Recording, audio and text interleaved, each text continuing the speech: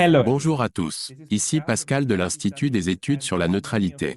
Comme beaucoup d'entre vous le savent, la Slovaquie a récemment eu des élections parlementaires cruciales. Le Parti social-démocrate de la calomnie, dirigé par Robert Fico, a remporté la plus grande partie des sièges avec 23% des voix électorales. Cela se traduit par 28% du pouvoir au Parlement. Ainsi, M. Fico est maintenant le chef du plus grand parti de Slovaquie. Lundi, le président slovaque lui a donné la permission de tenter de former un gouvernement de coalition, à condition qu'il puisse obtenir suffisamment de soutien des autres partis. Pour discuter du résultat et de ses implications pour la Slovaquie et l'Europe, je suis accompagné de nul autre que l'ancien Premier ministre de Slovaquie, le Dr Jan Karnogorski. Le Dr Karnogorski était, et reste, un dissident et européen important devenu homme politique. Il s'est opposé à de nombreuses politiques de son pays d'origine, la Tchécoslovaquie, lorsqu'elle était sous le contrôle communiste. Après la chute du communisme, le Dr Karnogorski a été Premier ministre de Slovaquie de 1991 à 1992. Il a ensuite été député de 1992 à 1998, avant de devenir ministre de la Justice de 1998 à 2002.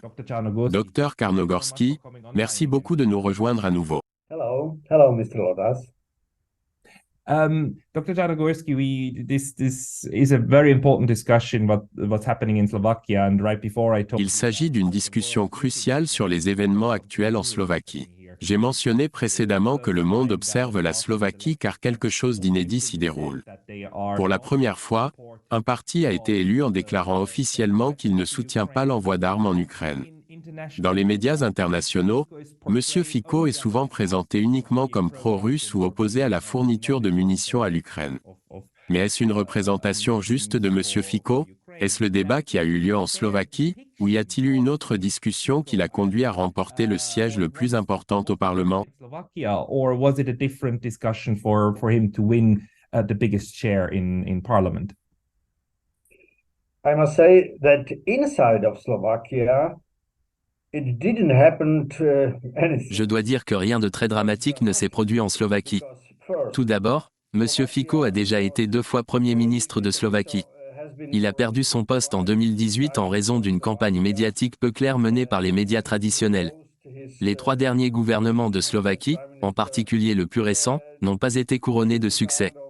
Le succès politique intérieur de M. Pizzo et la dimension politique étrangère était que la Slovaquie était constamment pro-russe par rapport aux autres pays d'Europe centrale. Dans les sondages d'opinion internationaux concernant les relations avec la Russie, la Slovaquie était l'un des pays les plus pro-russes. Lorsque la guerre en Ukraine a éclaté, les Slovaques n'ont pas soutenu la livraison d'armes à l'Ukraine, en particulier les armes slovaques. La Slovaquie avait fourni à l'Ukraine des avions militaires MiG-29 et certains équipements antimissiles. M. Fico a déclaré ouvertement que s'il prenait ses fonctions, il mettrait fin à la livraison d'armes slovaques à l'Ukraine. Il n'a pas mentionné s'il arrêterait également le transit d'armes à travers le territoire slovaque vers l'Ukraine, mais cela est possible. Deuxièmement, M. Fico entretient de bonnes relations avec Viktor Orbán, le Premier ministre de Hongrie. Il est probable que si M. Fico devient Premier ministre de Slovaquie, ou si son parti fait partie du gouvernement, la Slovaquie formera une forte coopération en matière de politique étrangère avec la Hongrie. Cela pourrait potentiellement former un petit bloc au sein du camp occidental. Les négociations pour former le gouvernement slovaque sont toujours en cours. Inside of Western camp. Yeah, because Slovakia is a member of the EU and it's a member of NATO, both like Hungary. Oui, la Slovaquie est membre de l'UE et de l'OTAN, tout comme la Hongrie. Si je comprends bien, le parti de M. Fico est solidement social-démocrate, n'est-ce pas? En revanche, le parti de M. Orbán est un parti nationaliste de droite, n'est-ce pas? Le parti de M. Orbán a une riche histoire, contrairement à Misofita. Alors, pourquoi ces 2 cultures politiques différentes coopèrent-elles si bien sur les questions de sécurité? Different political cultures are getting along so well when on security matters. I think that this political criteria you have. Je crois que les critères politiques auxquels vous faites référence, tels que les partis de droite ou conservateurs par rapport aux partis sociaux-démocrates, ne sont pas pertinents dans la situation actuelle, en particulier en Europe centrale et orientale, compte tenu des conditions de guerre en Ukraine. Le facteur le plus crucial est la position de ces partis et gouvernements vis-à-vis de la guerre en Ukraine. Deuxièmement, le deuxième parti le plus réussi aux élections, le Parti progressif Slovaquie dirigé par M. Simeka, est un parti progressiste et très libéral. Ils soutiennent les politiques occidentales en matière de genre, les droits des LGBT, etc. Cependant, ces politiques sont très impopulaires en Slovaquie. Par conséquent, les Slovaques n'ont pas voté en fonction de la division entre les partis sociodémocrates et conservateurs. Les Slovaques ordinaires ne comprennent peut-être même pas la différence entre ces deux termes, sociodémocrates et conservateurs. Au lieu de cela, ils ont voté en fonction des critères que j'ai mentionnés précédemment. But they voted according to this criteria I have meant. And another analyst on here on YouTube. Un autre analyste sur YouTube a souligné que le Parti social-démocrate et M. Fitzel sont des sociodémocrates classiques. Ils sont similaires à des figures comme Olaf Palme. Ils s'efforcent toujours de représenter la classe ouvrière. Ils sont également très impliqués dans la représentation de la campagne. C'est quelque chose que les sociodémocrates en Allemagne et en Suisse ont largement abandonné, tout comme d'autres sociodémocrates en Europe. Est-ce une évaluation juste? And other social democrats in Europe. Is that a fair assessment? Yes, it is playing some role, but not very. Oui, cela joue un rôle, mais ce n'est pas très décisif. Comparé aux termes que j'ai mentionnés précédemment, ce n'est pas très décisif. Le parti de M. Fitchel est plus social que les partis conservateurs. Cependant, les deux partis, socialistes et conservateurs, doivent respecter les résultats du développement économique de la Slovaquie et les données économiques de l'économie slovaque. La politique découlant de ces données n'est pas très différente entre les côtés socialistes et conservateurs. Cela est encore moins important en Slovaquie ou dans les anciens pays d'Europe de l'Est qu'en Occident. En Allemagne, par exemple, nous constatons que dans l'ancienne République démocratique allemande ou en Allemagne de l'Est, les partis pro-russes sont plus réussis que dans la partie occidentale de l'Allemagne. J'utilise ici le terme pro-russe de manière large. Un tel parti est l'alternative pour l'Allemagne. Sur d'autres questions, ce parti est plus conservateur que la CDU en Allemagne. Yes, more conservative than CDU in Germany. Yes. And I think it's also important to point out that pro-Russian. Oui. Je pense qu'il est crucial de noter que qualifier ces partis de pro-russes est largement une perspective occidentale. Ils n'endorsent même pas nécessairement les actions de la Russie en Ukraine. Au contraire, ils s'opposent à l'idée d'envoyer davantage d'armes. Ils sont contre l'idée de pousser l'Ukraine plus profondément dans le conflit avec la Russie. Ils soutiennent la recherche d'une solution diplomatique. Cela s'applique-t-il également à M. Fico? Prône-t-il des négociations entre l'Ukraine et la Russie plutôt que d'encourager davantage d'hostilité?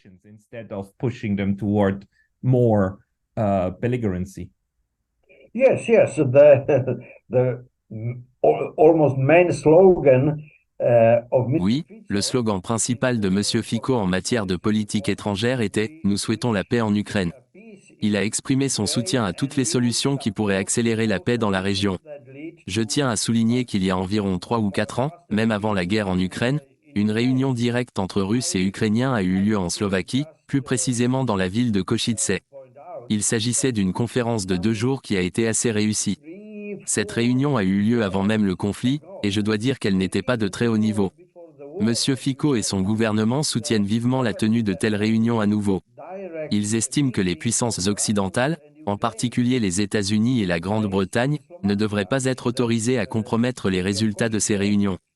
Cela fait référence à ce qui s'est passé après la réunion d'Istanbul en mars de l'année précédente. As it happened after the meeting in Istanbul in March last year.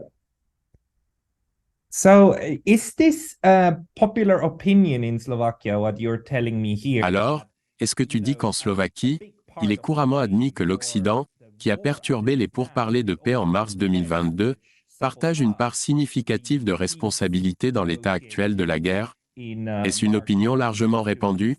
Dans d'autres parties de l'Europe, cette perspective est généralement considérée comme une opinion minoritaire et souvent qualifiée de propagande pro-russe. Qu'en est-il en Slovaquie? Combien de personnes partagent ton point de vue sur le conflit? You know, great parts of society in any country, not La plupart des gens, dans n'importe quel pays, pas seulement en Slovaquie, ne comprennent pas pleinement ou n'approfondissent pas les subtilités de la relation entre l'Ukraine et la Russie. Ils ne chercheraient pas à savoir si un traité de paix entre l'Ukraine et la Russie est actuellement réalisable, ou dans quelles conditions cela pourrait être le cas. Donc, à ce stade, même le simple slogan « Nous soutenons les négociations de paix entre l'Ukraine et la Russie » était suffisant et populaire. C'était particulièrement vrai car les autres partis n'avaient pas de slogan similaire. Au lieu de cela, ils soutenaient la politique occidentale de Bruxelles, qui visait à une victoire de l'Ukraine sur la Russie. winning victory for Ukraine over Russia. One of the things that's interesting about Slovakia is that it was, of course, part of Czechoslovakia, which was Un des aspects intéressants de la Slovaquie est qu'elle faisait auparavant partie de la Tchécoslovaquie. Comme la Pologne, elle faisait partie du bloc de l'Est. Pendant l'ère communiste, elle était sous un contrôle strict. Elle était l'un des satellites de l'Union soviétique. Dans certains pays, comme la Pologne, il semble y avoir une haine profondément enracinée envers la Russie. Cela est probablement dû à leur passé. Cependant, les Slovaques semblent avoir une perspective très différente de la compréhension des Russes. Est-ce vrai? Cette élection est-elle la première occasion de montrer que les Slovaques interprètent les actions russes différemment des Polonais et de nombreux Européens? Slovaks just interpret Russian actions differently from the Poles and from many Europeans. The countries, Poland, Czech Republic, Slovakia, Hungary. Les pays de Pologne, de République tchèque, de Slovaquie et de Hongrie partagent une histoire très similaire depuis des siècles. Cependant, leurs relations avec la Russie diffèrent considérablement. La Pologne, d'une part, et la Slovaquie, la République tchèque et la Hongrie, d'autre part, adoptent des positions différentes. Cette différence est encore visible dans leur politique actuelle. Par conséquent, si la Pologne continue sa politique anti-russe, elle doit le faire de manière indépendante, sans le soutien de la Hongrie, de la Slovaquie et potentiellement de la République tchèque, en fonction des résultats des élections. Cependant, dans d'autres aspects de la politique, notamment au sein de l'Union européenne, ces pays sont susceptibles de s'unir. Cela est particulièrement vrai en ce qui concerne des questions telles que la politique de genre et les droits LGBT. Non seulement ces pays, mais probablement d'autres également, formeraient un front uni contre Bruxelles. Par conséquent, l'impact de l'histoire sur ces pays est plus fort que leurs relations actuelles avec différents aspects de la politique européenne. Different dimensions of the present politics of Europe. This is something that is very that other Western countries worry about very much, and I think C'est une préoccupation que d'autres pays occidentaux ont. Bruxelles et Washington s'intéressent particulièrement à la Slovaquie en ce moment car il semble que quelque chose se délite. Parlons également de la probabilité que M. Fico forme le gouvernement. Il a reçu l'approbation du président lundi. Si je comprends bien, il dispose maintenant de 2 semaines.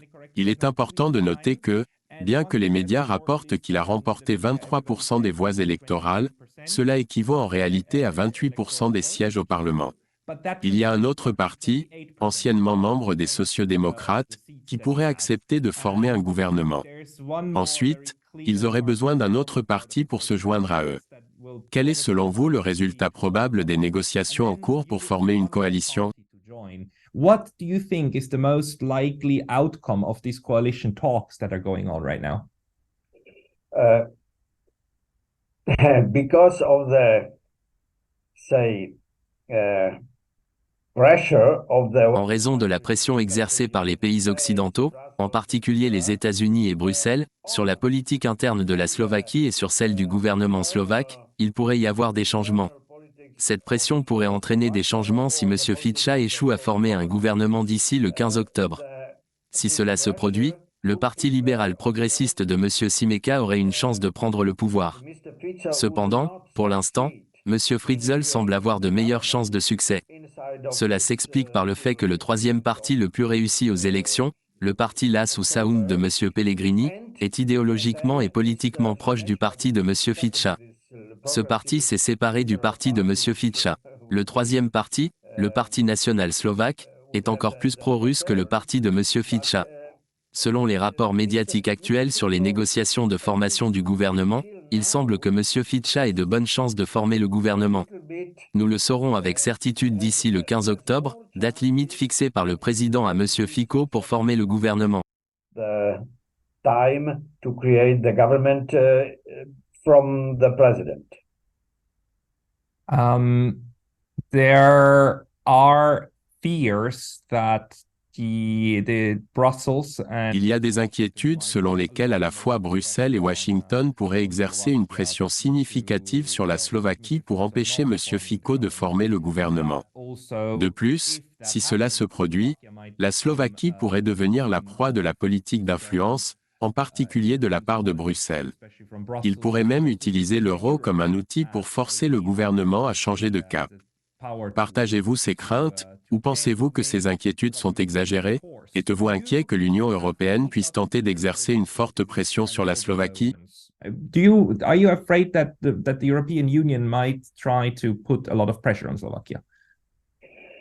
Yes, that could happen. It is not. Oui, cela pourrait arriver. Cela pourrait arriver. Mais si cela se produit, le gouvernement qui serait créé dans un tel cas pourrait ne pas être très stable. Probablement, dans un délai de 2 ans, la Slovaquie aurait une autre élection anticipée. Lors d'une telle élection, M. Fico, ou du moins son parti, obtiendrait probablement une victoire encore plus grande qu'actuellement. His party would get even greater victory than now. And how strong are there any Y a-t-il des voix remettant en question l'adhésion continue de la Slovaquie à l'OTAN? Est-ce un sujet de discussion? Is that also a discussion point or not? The parties did not dare to. Les partis n'ont pas osé proposer un tel programme car l'OTAN n'est pas populaire en Slovaquie. En d'autres termes, la majorité des Slovaques ne soutiennent pas l'OTAN. Cependant, l'Union européenne reste populaire en Slovaquie. En d'autres termes, la Slovaquie ne souhaite pas quitter l'UE. Mais si les problèmes, y compris ceux en Ukraine, venaient à s'aggraver, l'impopularité de l'adhésion de la Slovaquie à l'OTAN pourrait s'approfondir. Cela pourrait conduire à davantage de Slovaques soutenant une sortie de l'OTAN. Getting out from the NATO. Could you come a little bit closer to the camera? You're getting smaller. Could you? Pourriez-vous vous rapprocher un peu de la caméra? Vous apparaissez plus petit. Pourriez-vous? Oui, comme ça. C'est mieux. Mieux. Merci. Aussi, j'ai une question. D'où vient cette idée que la Slovaquie est membre de l'OTAN, mais pas très engagée? A member of NATO, but not a very convinced one. Why is that? Yes, because NATO. Pourquoi est-ce ainsi? Oui, c'est parce que l'OTAN a déployé des soldats slovaques dans 3, 4, voire plus de missions à l'étranger. Ces missions se sont déroulées dans des endroits comme l'Irak et l'Afghanistan, qui n'étaient pas nos guerres. Le peuple slovaque n'a pas soutenu cela. Plus tard, il est devenu évident que l'OTAN, et par extension les soldats slovaques, étaient du mauvais côté. La politique de l'OTAN soutient fortement des choses que les Slovaques n'aiment pas, comme je l'ai mentionné précédemment. Cela inclut la politique en matière de genre, la politique LGBT et même certaines politiques économiques. Jusqu'à présent, nous recevions une énergie russe relativement bon marché. Cependant, en raison des politiques occidentales et des sanctions contre la Russie, nous avons dû passer à d'autres sources d'énergie occidentales. Celles-ci sont plus chères. L'augmentation du coût de l'énergie a rendu pratiquement tous les biens en Slovaquie et dans l'Union européenne plus chers. C'est pourquoi la politique de l'OTAN, et surtout la politique étrangère des États-Unis, n'est pas populaire en Slovaquie. NATO and United States foreign policy is not popular in Slovakia. That is very, very interesting because what you're saying here. C'est très intéressant car ce que vous dites est complètement différent de ce que nous entendons habituellement de Berlin, et même de Paris. Bien que les Français aient été plus indépendants en ce qui concerne l'OTAN.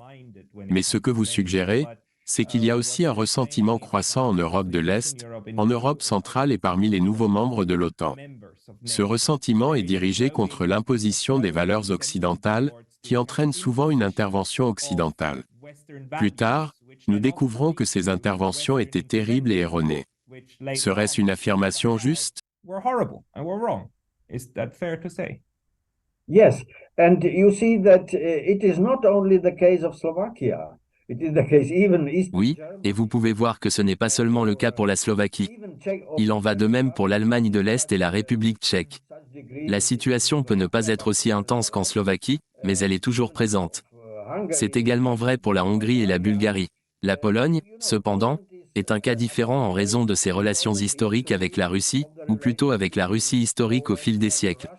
C'est pourquoi la Pologne soutient la politique étrangère américaine, en particulier contre la Russie. D'autres pays, cependant, ne le font pas, ou du moins pas dans la même mesure. Voilà la situation en Europe de l'Est. Nous pouvons voir que peut-être parce que l'Europe de l'Est a été sous l'influence de la politique occidentale pendant moins longtemps que les pays occidentaux, la différence de politique étrangère entre ces pays de l'Est et de l'Ouest est assez remarquable. in foreign policy between these Eastern countries and Western countries is so visible. This is very fascinating. It's this will change the dynamic, I believe, also inside. C'est vraiment fascinant. Je crois que cela va également changer la dynamique au sein de l'Union européenne. Penses-tu que c'est le sommet du scepticisme occidental? Ou cela pourrait-il être le début d'autres parties de l'Union européenne se retournant contre le récit que nous avons vu au cours des 18 derniers mois? Ce récit consistait à diaboliser la Russie et à tenter de résoudre le conflit par des moyens militaires. 1.5 years of demonizing Russia and basically trying to solve the conflict militarily. I would not like to speculate about the future, but Je ne veux pas faire de prédictions sur l'avenir, mais si M. Fico formait un gouvernement en Slovaquie, alors la Slovaquie et la Hongrie pourraient potentiellement former un bloc au sein de l'Union européenne. Cela pourrait également s'étendre à l'OTAN, bien que les États-Unis aient plus d'influence à l'OTAN qu'à l'Union européenne. Ainsi, au sein de l'Union européenne, un bloc ou une coalition pourrait être formé, initialement entre deux pays, s'opposant aux politiques de l'Union européenne. Nous devrons attendre et voir ce qui se passera l'année prochaine en République tchèque, où des élections auront également lieu. Je pense qu'il y a de bonnes chances que la République tchèque puisse rejoindre ce bloc. Il pourrait ne pas adhérer aussi fermement que la Slovaquie ou la Hongrie, mais il pourrait quand même en faire partie. L'Autriche est également proche d'adopter une telle politique. Je dois répéter que la Pologne est un cas différent en raison de son histoire, pas à cause de sa population actuelle ou de ses désirs. Mais ce bloc ou cette coalition, actuellement entre la Hongrie et la Slovaquie, pourrait s'étendre dans la partie orientale de l'Union européenne.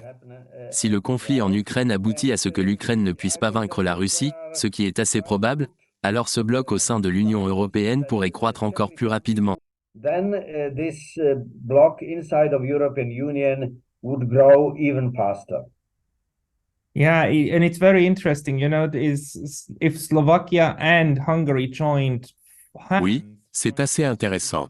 Si la Slovaquie et la Hongrie venaient à s'unir, cela pourrait remettre en question la perception occidentale selon laquelle Viktor Orban est un autocrate et que seuls les pays autocratiques s'opposent à l'Occident. La Slovaquie, après tout, est un exemple éclatant d'un gouvernement démocratiquement élu. Elle a remporté une victoire claire dans un système parlementaire multipartite. Un autre point qui m'intrigue est de savoir comment vous percevez les changements potentiels ou les évolutions au sein de l'OTAN. La Turquie, membre de l'OTAN, a été extrêmement sceptique, même à propos de l'adhésion de la Finlande et de la Suède à l'Alliance. Si la Slovaquie, également membre de l'OTAN, s'aligne avec la Turquie et la Hongrie, pensez-vous que cela pourrait influencer la stratégie de l'OTAN vis-à-vis de la Russie? Strategy toward Russia. Especially Slovakia would probably La Slovaquie, en particulier au début, ne participerait probablement à aucune action significative contre la Russie. La Hongrie pourrait adopter une position similaire. L'Autriche, en tant que pays neutre, ne participe pas aux actions contre la Russie. Ces pays, la Hongrie et la Slovaquie, sont relativement petits et ne peuvent pas changer la politique de l'OTAN car les États-Unis sont les principaux influenceurs de l'OTAN. Ils ne s'engageraient pas dans une politique contre la Russie. De plus en plus, cette politique reposerait sur les épaules des États-Unis. Le rôle du Parti républicain américain pourrait être important pour déterminer la politique des États-Unis à l'égard de la Russie. Le processus d'influence de l'OTAN pourrait prendre plus de temps car il faudrait que davantage de pays membres de l'OTAN s'opposent à la politique actuelle des États-Unis contre la Russie. at least present policy of US against Russia. Docteur Janoborski, Ces réflexions étaient très intéressantes. Je vous remercie beaucoup d'avoir pris le temps aujourd'hui.